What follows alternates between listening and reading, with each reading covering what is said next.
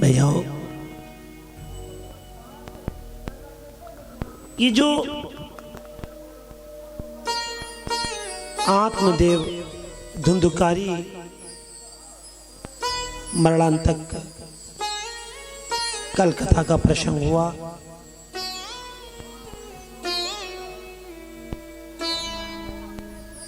यहां पर मैं थोड़ा सा प्रकाश डालूंगा बस।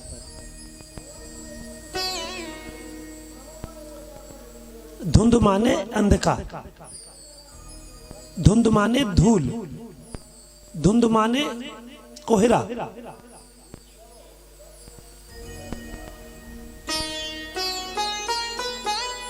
कई माने हैं।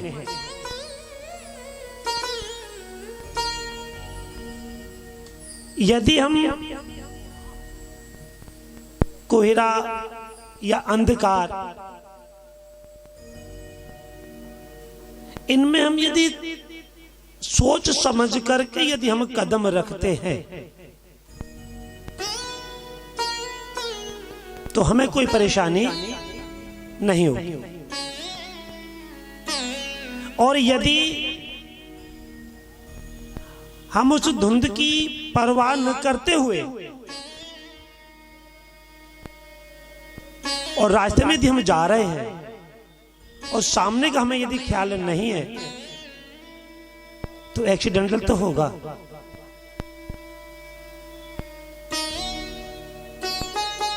तो ये अपने जीवन में ये धुंध कभी नहीं होनी चाहिए।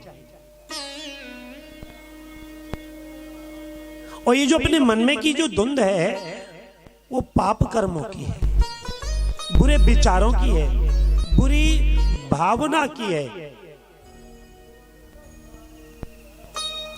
और ये बुरी भावना हर किसी प्राणी के अंदर आती है, हर किसी के अंदर। वो सुधरता तो है, कुछ तो ठोकर लगने के बाद सुधर जाते हैं और कुछ ठोकर लगने के बाद फिर भी नहीं सुधरते।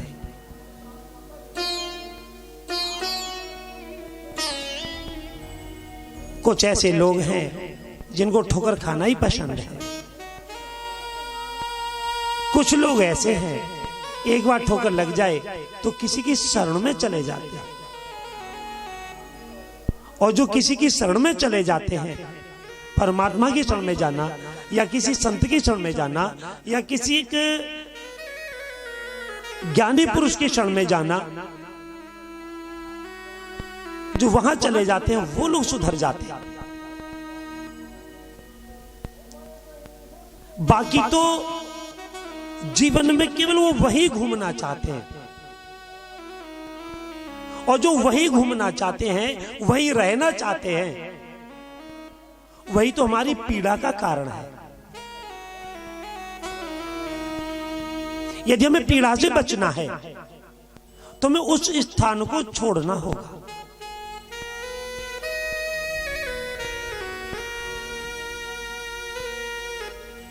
यदि हम उसको नहीं छोड़ते हैं, और मैं ये नहीं कह रहा हूं कि आप शरीर से छोड़े, शरीर से घर में रहिए। मैं किसी से ये नहीं कहता कि महात्मा बनो,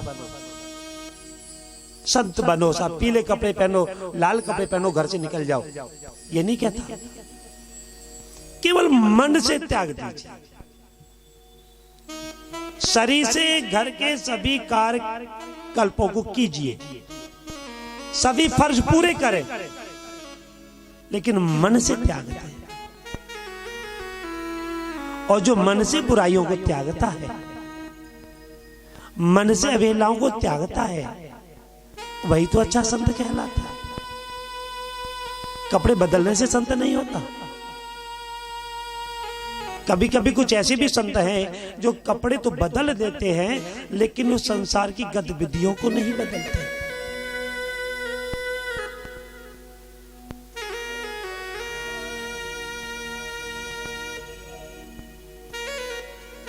यदि हम अपने संसार की गतिविधियों को थोड़ा सा परिवर्तन कर ले,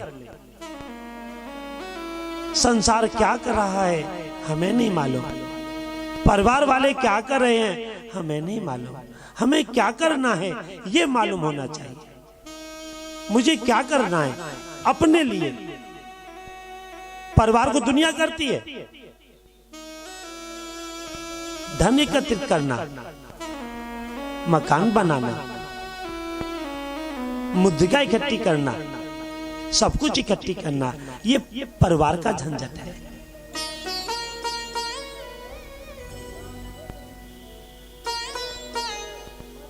मैं ये भी नहीं कहता हूं ऐसा भी ना करें, ऐसा भी करो, मानव का जन्म मिला है, ऐसा भी करें, लेकिन किसी की आत्मा को ना सताए, सामने वाले को कोई कष्ट ना हो।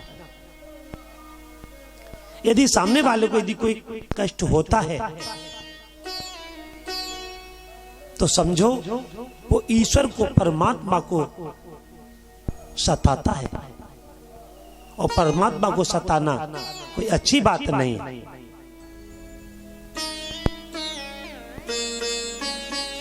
जैसे अपने बच्चे से माता पिता दुखी होते हैं ना, जैसे धुंधकारी से आत्मदेव जी महाराज दुखी हुए, ऐसे आज के समय में न जाने कितने धुंधकारी पुत्र है घर में जो माता पिता को सताते हैं।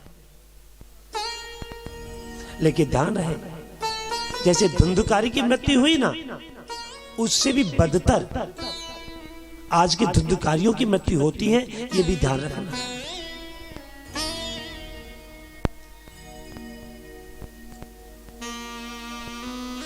माता पिता यही तो हमारे साक्षात ईश्वर हैं। माता ने जन्म दिया, पिता पालन पोषण करते हैं, हमारी सारी इच्छाओं को पूर्ति करते हैं। कहते तो कि माता त्याग करती है, लेकिन पिता से भी बड़ा त्याग नहीं करता कोई। पूछो तो बता दो। यदि बच्चा फीस मांगता है तो पिता कहीं से भी व्यवस्था करे, उसकी फीस की व्यवस्था करता है। बच्चा अपने लिए सैंडल जूते मांगे और पिता के पांव में फटे हो तो भी पिता बच्चे की पूर्ति करता है। कोई बात नहीं, हमारे तन्ने को सट जाएगी, बेटा को लाओ। बेटे का कोई वस्त्र फटा है और अपना भी वस्त्र फटा है, अपना भी मन करता है कि मैं भी एक कोई वस्त्र सिलवा लूं, और बेटा कहता है कि पापा मैं स्कूल जाता हूं, मेरे साथी बच्चे ऐसे हैं, मुझे भी अच्छे वस्त्र चाहिए। तो पिता अपना वस्त्र सिलवाना भूल जाता है और बच्चे की पूर्ति करता है।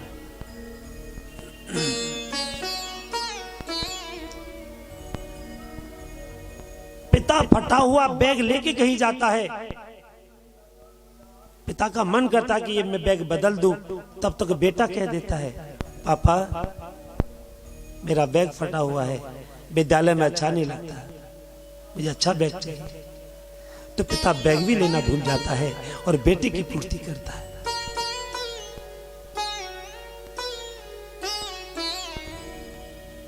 फिर भी ऐसे पिता को यदि कोई संतान दुख दे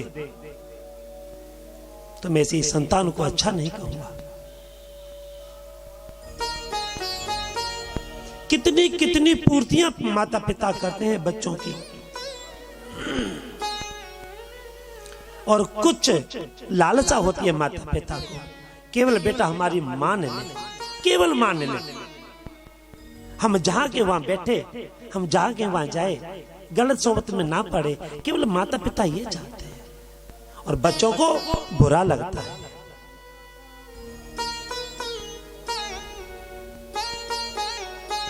हाँ, मैंने अपने कुछ बच्चों को अपनी आंखों से देखा है कि माता पिता की आज्ञा का पालन करते हैं। मैं ऐसे बच्चों को भी और उनके माता पिता को भी नमन करता हूं। और जो माता पिता का नहीं मानते, दुष्ट भाव से माता पिता को गालियां देते हैं, अवहेलना करते हैं, वैसे शास्त्रों में लिखा है ऐसे बच्चों की तो क्या बड़ों की को भी हो उसकी शक्ल भी नहीं देखना चाहिए, ऐसी शक्ल को भी त्याग दे। और जो अपने माता पिता का न हुआ वो हमारा तुम्हारा क्या होगा या हो जाएगा?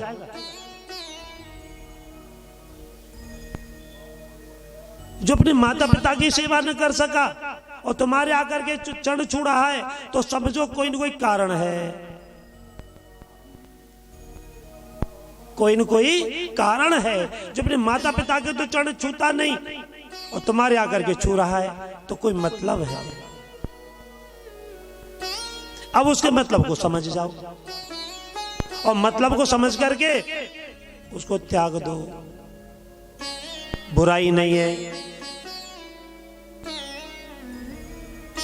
और उसको एक ही शिक्षा दो, यदि आपके समझ ऐसा कोई बच्चा आता है तो उसको शिक्षा दे दीजिए, बेटे अपने मम्मी पापा के पैर छूते हो, अपने मम्मी पापा की मानते हो, जो मना करता है तो बेटा हमारी मान के क्या करोगे, तो हमारी मान जाओगे क्या? तो शायद हो सकता है कि तुम्हारे शब्दों का प्रभाव उस बच्चे पर पड़ जाए।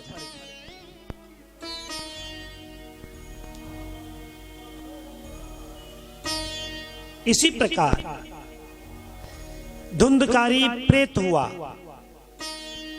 और कुछ सालों बाद गोकर्ण जी महाराज गया तीर्थ, काशी, नासिक सारे क्षेत्रों में घूमते हुए और गया में जाकर के 100 पिंड दान किए अपने पितरों के नाम से और लौट करके अपने नगर को वापस आते हैं।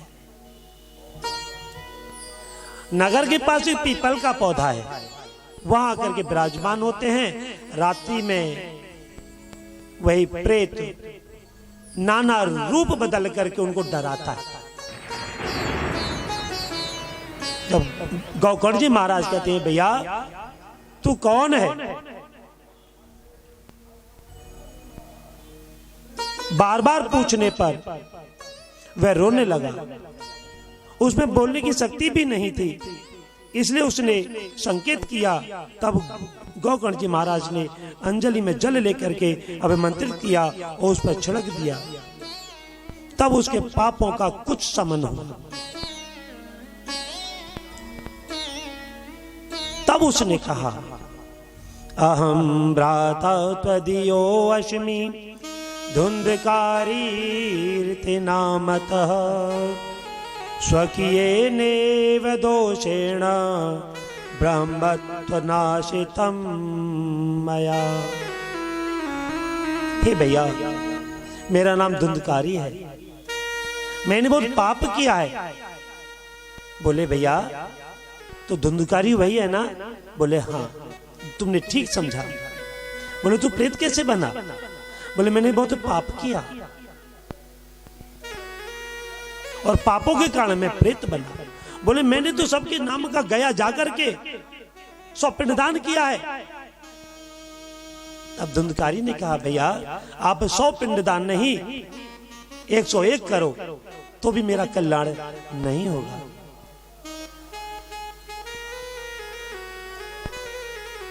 बोले फिर क्या करना चाहिए?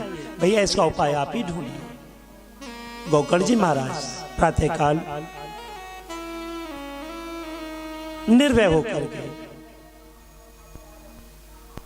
और सूर्य नारायण जी की उपासना की कि तोभ्यम नमो जगत साक्षिण ब्रोहि में मुक्ते हेतुकम ते श्रुत्वा दुरत सूर्य स्फुटमेत्यं बविभाषतः। श्रीमद्भागवतान मुक्ति सप्ताहं वाचनं कुरु इति सूर्यवच सर्वे धर्मं रूपं तवे श्रुतं।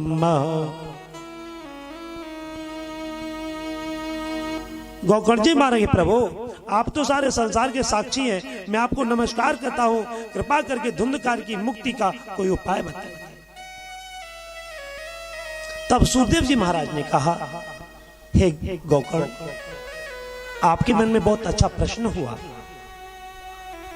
जहां पितृ दोष हो, पितृ परेशान हो, उनके लिए केवल और केवल श्रीमद् भागवत कथा का माध्यम ही विशेष उपाय है, इसके अलावा कोई उपाय नहीं है।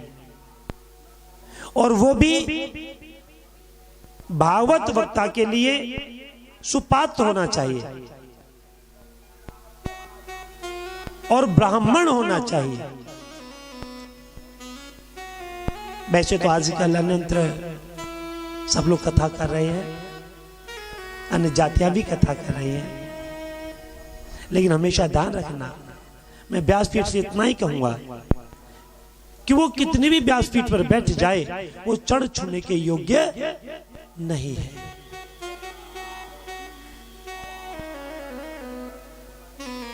आप अपने घर पर भी यदि सत्यनारायण जी कथा कराते तो उन्हीं लोगों से कराइए, ब्राह्मण को क्यों बुलाते?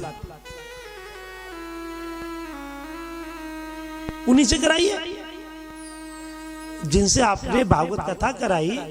लोभ के कारण, लालच के कारण या अपनी जात बिरादरी के कारण तुमने कराया, तो अब उसी को सत्यनारायण कथा को बुला लो, फिर काय को ब्राह्मण को बुला रहे हो?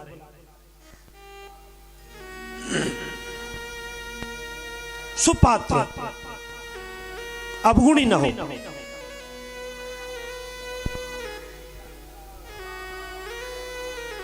मैं वैसे इतना बड़ा त्याग तो नहीं कर सकता, लेकिन जिन संत की संगत मुझे मिली है, वो स्त्री जाति को मंच पर भी नहीं आने देते। नहीं, केवल पुरुष, और वो भी गिने चुने, गिने चुने। ये भी नहीं हर कोई मंच पर जाकर के उनको प्रणाम करे, नहीं, कोई कोई।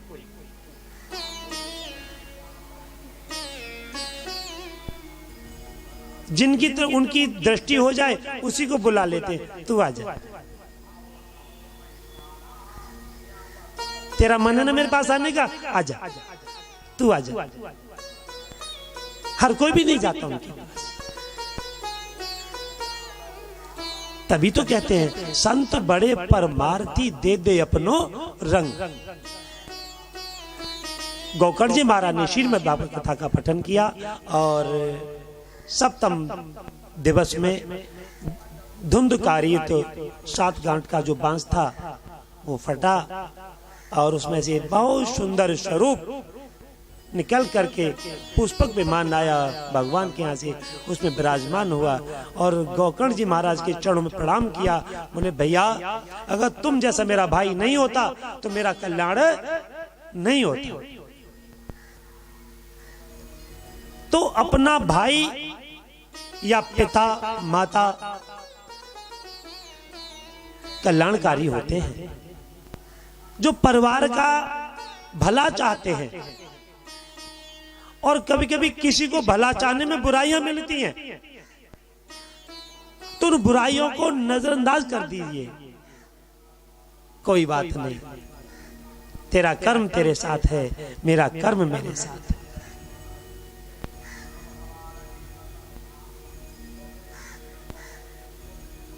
और एक और चीज बताए, कभी भी कोई किसी को नहीं मारता,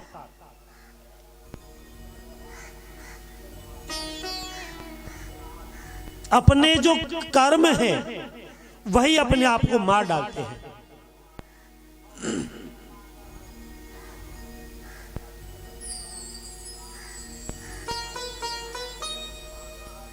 तुझे मार देंगे तेरे कर्म, तुम्हें मार कर क्यों बिगाड़े धर्म। कोई किसी को नहीं मारता, कोई किसी को नहीं गिराता, केवल अपना विचार, अपनी सोच, अपना कर्म, ये हमको गिराते हैं और यही हमको उच्च आसन पर बैठाते हैं। इसीलिए हमें सत्कर्मों में तत्पर रहना चाहिए। जैसे गोकर्ण जी महाराज ने अंत तक उस प्रेत का साथ नहीं छोड़ा, उस प्रेत को मुक्ति दिलाई, और वो चाहते तो वो भी उसी के साथ पुष्पक विमान में बैठ करके जा सकते थे, इतनी ताकत थी गोकर्ण जी महाराज के अंदर। लेकिन नहीं, अहम भ्राता, मेरे भाई का कल्याण हो जाए,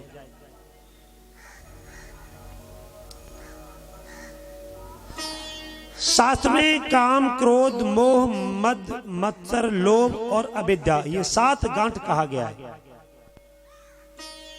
अदृढ़म चहतम ज्ञानम प्रमादेन हतम सुतम संदिग्धो हि हतो मंत्रो व्यग्रचितो हतो जप। निगम कल्पतरोर्गलितं फलम सुखमुगादस्मृतं द्रव संयुतं पिबत भागवतं रसमालयं मोहरसिका भुवि भावुका। ये जो भागवत है ये एक रस है, रसमालयम रस है।